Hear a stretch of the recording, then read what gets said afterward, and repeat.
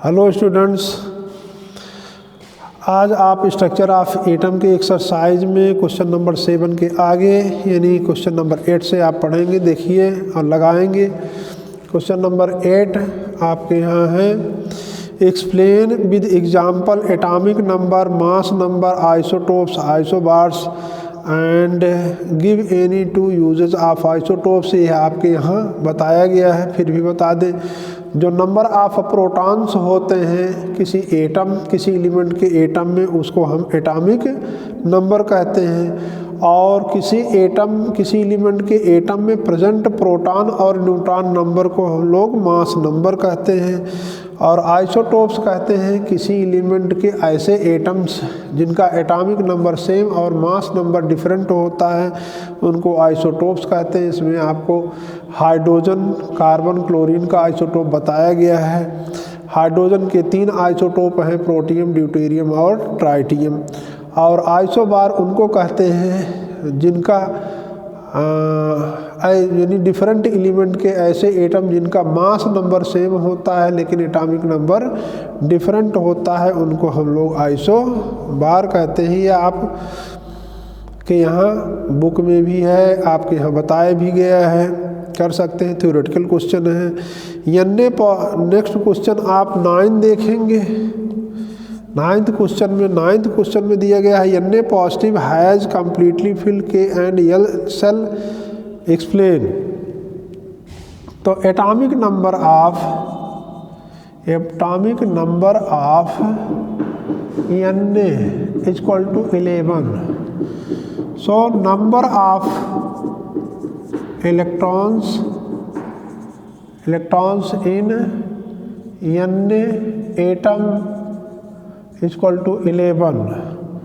Number of electrons in Na positive ion equal to, देखिए यहाँ एक पॉजिटिव चार्ज है इसलिए इसका मतलब Na एटम ने एक इलेक्ट्रॉन निकाल दिया, तो 11 में से 1 माइनस हो जाएगा, 10 आ जाएगा। फिर आप इलेक्ट्रॉनिक कॉन्फ़िगरेशन लिख देंगे, configuration of Na positive equal to होगा आपके यहाँ K में पहले 2 इलेक्ट्रॉन देंगे, फिर L में मैक्सिमम 8 दे सकते हैं। और देखिए इसमें 2 इलेक्ट्रॉन देने के बाद 8 इलेक्ट्रॉन बचेंगे, तो यहाँ पर आप L को 8 इलेक्ट्रॉन दे देंगे। इस तरीके से आप देखेंगे कि इसमें K सेल कम्प्लीटली फिल्ड है और L सेल भी कम्प्लीटली फिल्ड है। ठीक है। अब इसके बाद क्वेश्चन नंबर आप 10 देखिए। क्वेश्चन नंबर 10 में पढ़ेंगे तो आपको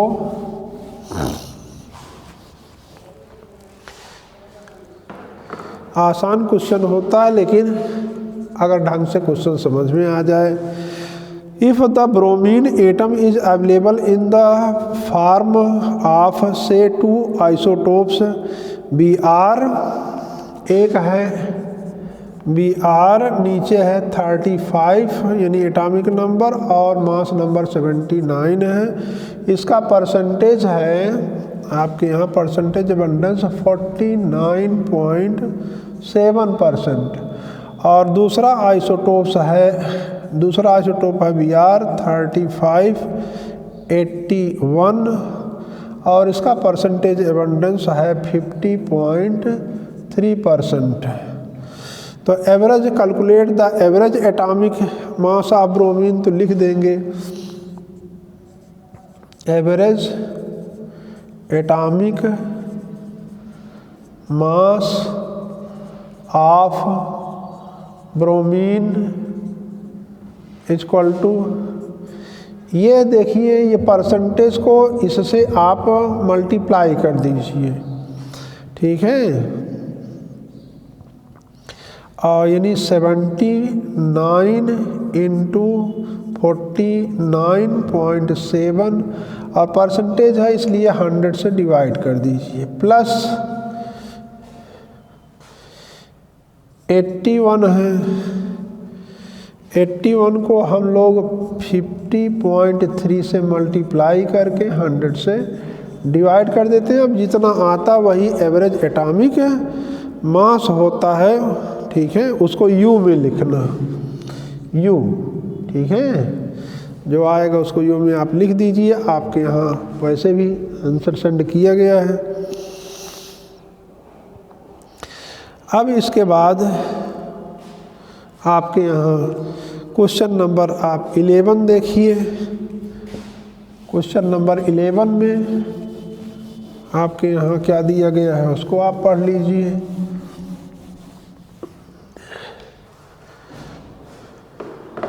क्वेश्चन नंबर 11 में कह रहा है average atomic mass of sample of an element X is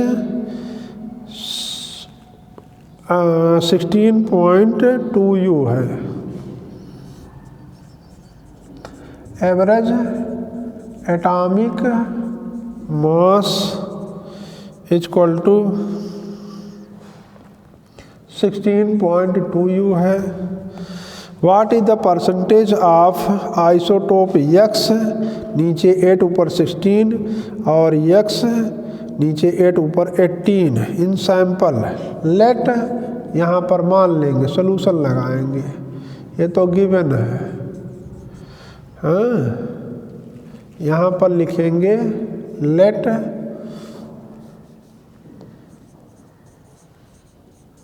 solution में let the percentage of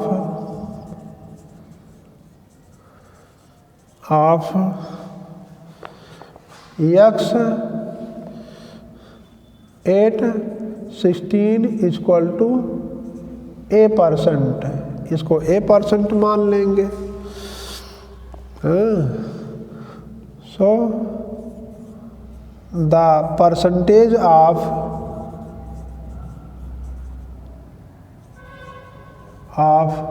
x 8 18, ये कितना हो जाएगा 100 माइनस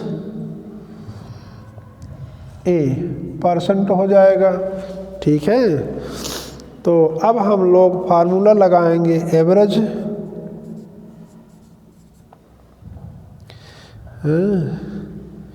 एवरेज एटॉमिक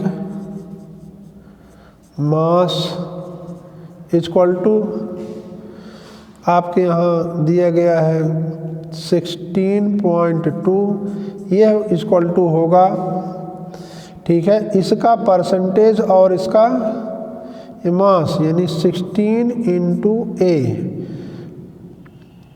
और अपॉन 100 कर दीजिए, या एक साथ ही 100 से डिवाइड कर सकते हैं, प्लस कर लीजिए 18 इंटू 100 माइनस A, पूरे का अपॉन 100 कर दीजिए।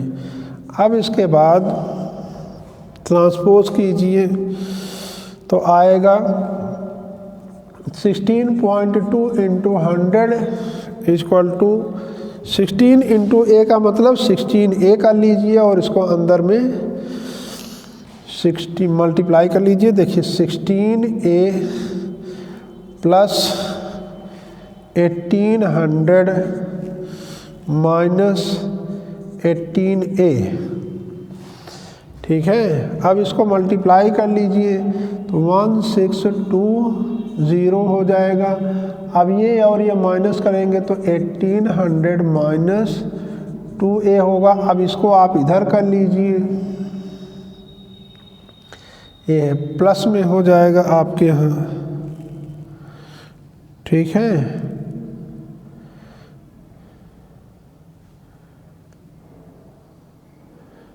हाँ, तो और 2A इक्वल टू 1800 माइनस 1620 हो जाएगा। तो 2A इक्वल टू इसमें माइनस कर दीजिए तो जानते हैं ये कितना आएगा, 1800 में माइनस करने पर 180 आएगा, 180 आएगा। तो A इक्वल टू हो जाएगा 180 अपॉन 2, काटेंगे तो ये 90 हो जाएगा, 90%। तो इसका मतलब जो अब आंसर लिखिएगा। आंसर में आपके यहाँ percentage of x 8/16 equal to जितना यहाँ पर आया है 90% लिख दीजिए। फिर परसेंटेज ऑफ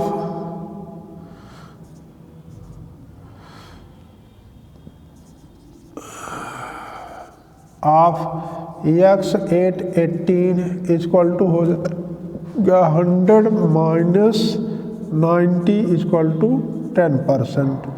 ये आपके यहाँ दोनों ये आंसर हो गए आपके यहाँ। अब इसके आगे नेक्स्ट डे बताएंगे आपको।